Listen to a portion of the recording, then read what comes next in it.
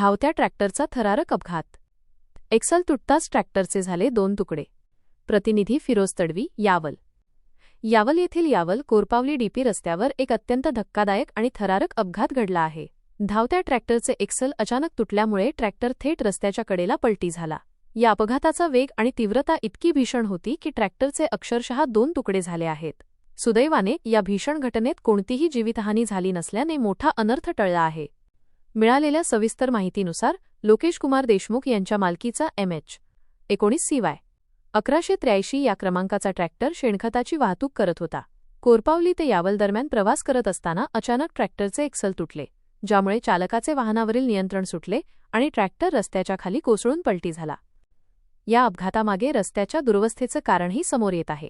कोरपावली ते यावल दरम्यानच्या मुख्य रस्त्याचे काम नुकतेच पूर्ण झाले असले तरी रस्त्याच्या दोन्ही बाजूंच्या साईडपट्ट्या भरण्याचे काम अद्याप अपूर्ण आहे।